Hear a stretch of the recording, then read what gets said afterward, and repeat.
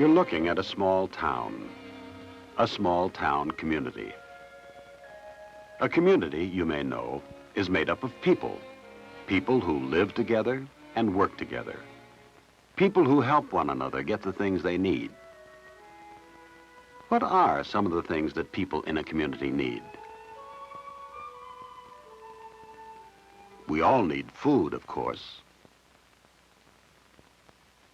What about clothing? Think of the many kinds of clothing people need to wear. Besides things we need, there are many things we want, even if we could get along without them. You can probably think of many different kinds of things that people in a community want and need. Along with such products, a community also needs gasoline, one kind of fuel. Many kinds of fuel are needed by a community to make things work.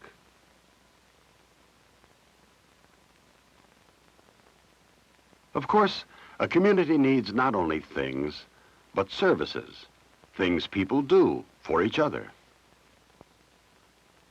The delivery of mail is one service a community needs. Telephone communication is another service. People in a community also need medical and dental services, as well as the services of schools and teachers. Policemen serve a community when they enforce laws and protect people. You can probably think of many other services that are needed by a community. Does a community provide all the services and goods it needs by itself? Well, let's see. Let's think about the products again. Remember the food store and the foods people buy there? Do all these foods come from the community itself? Where do fish come from? You can't get fish from just anywhere, can you? Fish must come from communities near large lakes and oceans. Where do oranges come from? Oranges come from communities where it is warm through most of the year. You probably know that much of our meat comes from cattle. Most cattle are raised in places where there's plenty of grass to graze on. Meat and other foods come from farms and farming communities. Farms help us get clothing, too. Cotton can be grown only where it's warm. The cotton may be made into cloth in communities close to where the cotton is grown, but the cloth may be made into clothing in communities thousands of miles away. It takes the efforts of many communities working together to change a piece of raw cotton into a dress. Many things we use are made mostly of metal. Do you know where metal comes from? You can't get metal from just anywhere, can you? There are only certain places on our continent where men mine rock containing iron. To get iron out of this rock, you need another material that is mined: coal.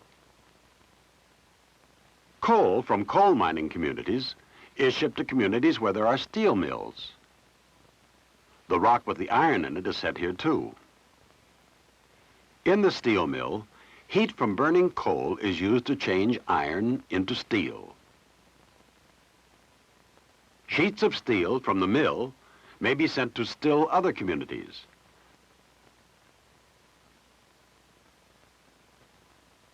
There, the metal is made into automobiles and other products. So many communities depend upon one another to make things out of metal. What about the gasoline used to run cars? Perhaps you know that the gas station pumps it out of a very large tank that's buried in the ground. But how does it get in the tank?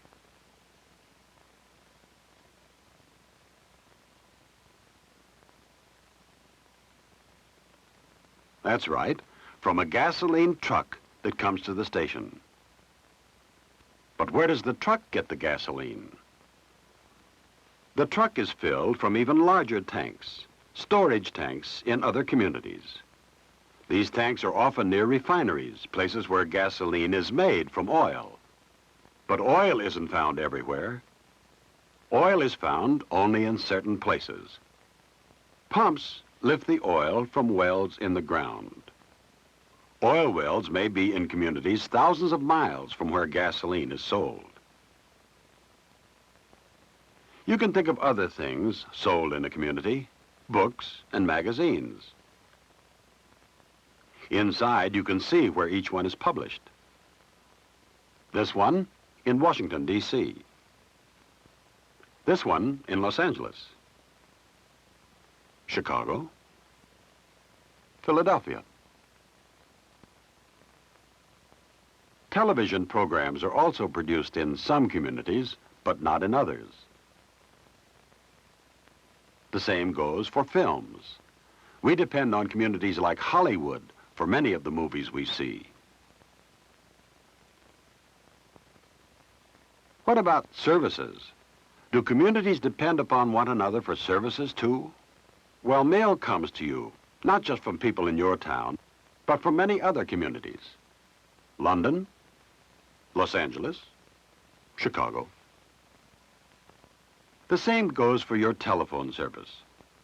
We can make calls to people in the same community and long-distance calls to people in other communities. Police protection is another service that depends on other communities. In the fight against crime, police departments of different towns and cities send messages back and forth to arrest lawbreakers who may move from one part of the country to another. What about services provided by doctors? Doctors get their medicines and other materials from many communities. And all the equipment in a hospital comes from many parts of the world. Does a teacher depend on other communities?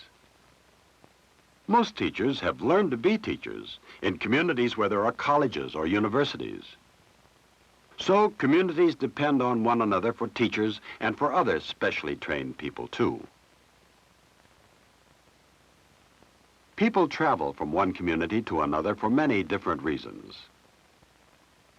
Can you think why people in small towns might want to visit a city? What things are not likely to be found in a small town? And what things might they find in a big city? Did you think of a zoo? A large museum? An art gallery? There are many things found in large city communities that are not found in small town communities. But city people often like to get out of the city and visit a small town. Can you think why? Well, maybe to have fun outside, where there's less crowding, less noise, less smoke in the air. It's easy to relax away from a big city. So people often go to places near small towns for their vacations. Whether it's a city or town, no community provides all the things it needs by itself. Maybe you can tell how a vacation community depends on a manufacturing community. How does a manufacturing community depend on a mining community? Does a mining community depend on a farming community? How might a farming community depend on a lumbering community? These are some of the questions you may wish to talk about after this film is over. Questions about communities depending on each other.